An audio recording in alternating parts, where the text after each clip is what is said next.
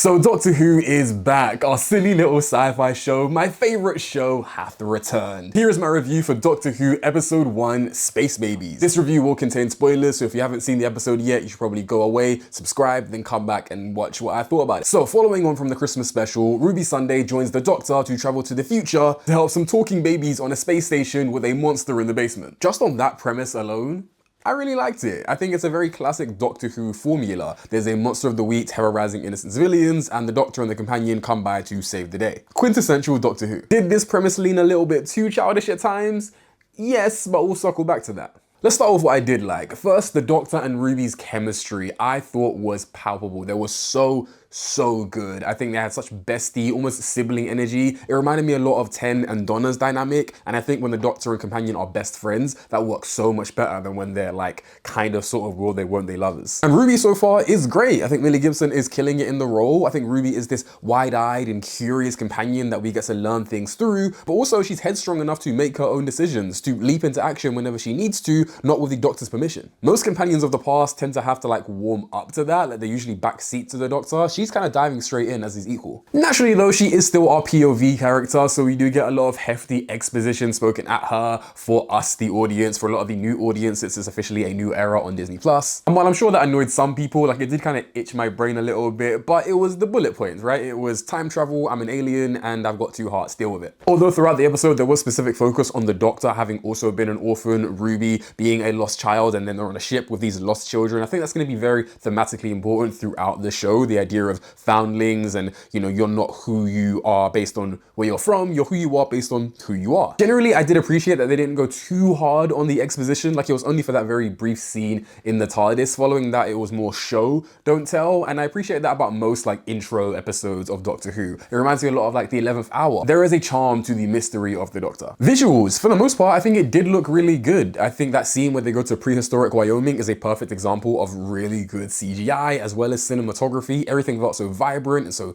detailed and rich. I know some people will chop that up to the Disney budget, just giving them the ability to go that hard on the detail, though I will say if you've been watching Doctor Who consistently over the years, there has been a steady progression of visual quality for each season. For as much as people didn't love the Chibnall era, the visuals of his entire era was really good. Aside from some unfortunate CGI monsters, practical effects will always win in that department. That being said, the space babies themselves, okay, that's what we did lean into the uncanny valley a little bit. Kind of reminded me of, do you remember the annoying orange back in like classic YouTube days where they just superimposed a mouth onto a fruit? It kind of looked like that. They kind of just superimposed the mouth of like a slightly older child onto these babies, which just looked weird. I don't think that has anything to do with like bad CGI versus good CGI. In fact, I think it probably was really good CGI. I just think our human brains just don't recognize that as a normal thing, so it will always look weird. It's very similar to why stretching in movies always looks strange, right? For as good as the One Piece series was, Luffy's stretching looked bizarre, not because the CGI was bad, but because that's just not something we're visually accustomed to seeing. And yes, that does concern me for the Fantastic Four movie, but that's a story for another day. I also do just think these space babies themselves was a bit of an unnecessary gimmick, especially because we, the audience, at least the people who have watched Doctor Who over the years,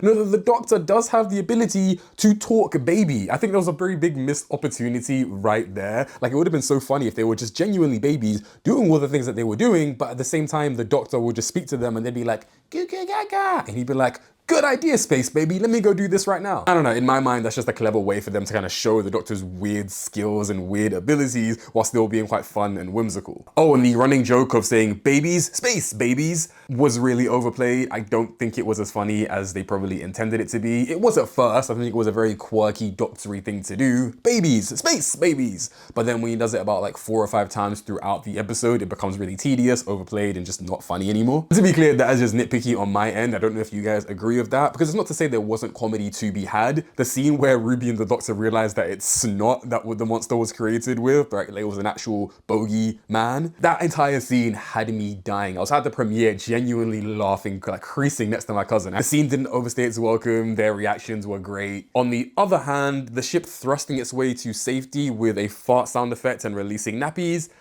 leans closer into the toilet humor territory, which is something I don't really enjoy. I think the best comedy is done with subtlety. That is pretty much the only negatives I had with the episode though. I think the pacing was done genuinely well. Some people online have said that it was a little bit slow in the middle section, but I think it felt pretty much similar to the pacing of any standard Doctor Who episode. Another element I really did like was them exploring the fantasy side of the Doctor Who genre, right? Because it is very much a sci-fi show. It's space travel and time travel, of course. But to me, the show has always had a level of mystical elements with it as well, right? The idea of science being something we can't explain, so it just feels like magic. The snow trickling in from the universe, warning them not to go back to that night on Ruby Road. That was weird, it was curious, but also felt kind of mystical, kind of, I don't know, Lord of the Rings, Chronicles of Narnia, like that kind of realm. The whole butterfly effect thing, yeah, kind of makes the canon of the show feel weird because that didn't used to be a thing in such clear terms, but at the same time, it felt mystical. Him breathing life into the butterfly, presumably using regeneration energy like he did on River that one time. That was strange, but felt mystical. It makes the Doctor kind of feel like a scientist, but also a wizard. Overall, I did really enjoy the episode. I think Ncuti and Millie's performance did do a lot of the heavy lifting because it was just so